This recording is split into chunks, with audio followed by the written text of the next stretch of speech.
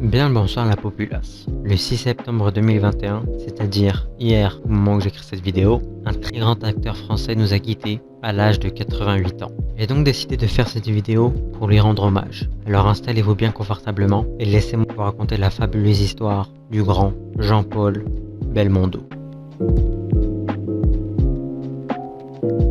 Jean-Paul Charles Belmondo, né le 9 avril 1933 à Neuilly-sur-Seine, en région parisienne. Il est le deuxième des trois enfants de son père Paul Belmondo, sculpteur, et de Madeleine Reynaud-Richard, une artiste peintre. Il a un frère aîné, Alain, né en 1931, et une petite sœur, Muriel, née en 1945. Il grandit dans le 15e arrondissement de Paris, à la Villa Saint-Jacques. Belmondo est peu en enclin aux études, et il est un élève indiscipliné. Il découvre alors très jeune le plaisir du sport, du cyclisme et du football qu'il pratique au lycée en tant que gardien de but, avant de faire la découverte de la boxe qu'il va longtemps pratiquer en amateur et brièvement en professionnel durant son adolescence avec 4 victoires et un match nul en 9 combats. De cette passion pour la boxe, il déclare: à 15 ans, après avoir écouté à la radio la victoire de Marcel Cerdan sur Tony Zell, je n'avais qu'une idée, faire de la boxe. Mais pour boxer, il faut avoir faim et avoir la haine. Ce n'est pas mon cas. Il décide alors d'arrêter ses études et de prendre ses premiers cours de théâtre, rue Vavin, et le déclic opère. Le jeune homme souhaite devenir comédien. En 1953, Jean-Paul Belmondo fait ses vrais débuts sur les planches dans 2 pièces au théâtre de l'Atelier, Médée de Jean Anouilh et Zamor de Georges Neveu, dans des mises en scène d'André Varzac. Le jeune acteur se réjouit de jouer dans une pièce d'Anouilh, pour laquelle il est par ailleurs crédité sous le nom de Jean-Paul Belmondo. Mais la tragédie s'avère un échec public, ce qui conduira Belmondo à déclarer: Médée est le premier beat de Jean Anouilh et je joue dedans. Sa carrière cinématographique débute vraiment avec un petit rôle dans Sois belle et tais-toi, réalisé en 1958 par Marc Allégret. Belmondo y croise Alain Delon, également débutant. L'année d'après, il tient son premier rôle important dans À double tour de Claude Chabrol. Le film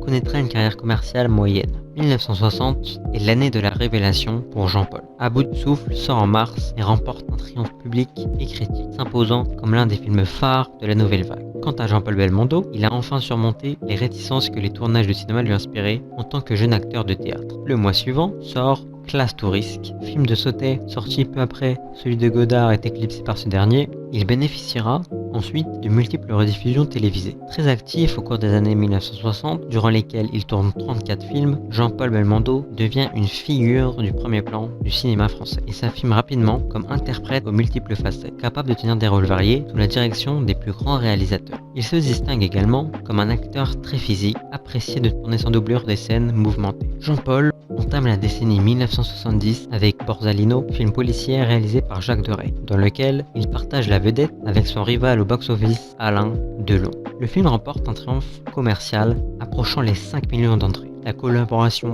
Delon-Belmondo est cependant ternie par un procès opposant les deux acteurs à la sortie du film. Delon, producteur du film, ayant contrevenu aux modalités prévues en faisant figurer son nom 2 fois sur l'affiche, comme producteur et comme acteur. Belmondo obtient finalement gain de cause. L'acteur laisse les rôles de policier pour renouer avec la comédie et tourne Joyeuse Pâques de Georges Lautner et Hold Up d'Alexandre Arcadi. En 87, Le Solitaire est le dernier film policier dans lequel il joue. La même année, il fait son retour au théâtre à l'affiche de Keane, mise en scène par Robert Hossein.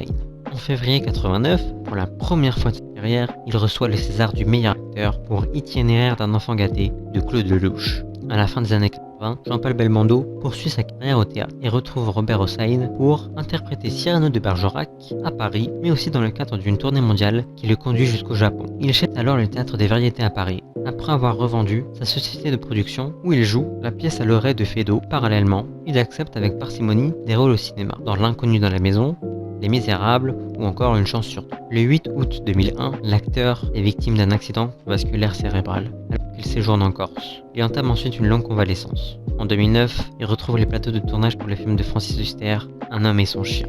Jusqu'à qu'en 2011, il reçoit une palme d'honneur lors du Festival de Cannes. En 2015, son fils, Belmondo, réalise un documentaire sur son parcours, Belmondo par Belmondo. En février 2017, la 42e cérémonie des Césars rend hommage à l'acteur à qui la soirée est dédiée. Et ce 6 septembre 2021, son avocat annonce son décès à l'âge de 88 ans. Un très grand acteur qui nous a quittés, qu'il repose en paix. Bon voilà, j'espère que cette petite vidéo vous a plu et que son histoire vous a plu. Si c'est le cas, n'oubliez pas de liker, de commenter, abonnez-vous. Salut à tous, c'est Zebra.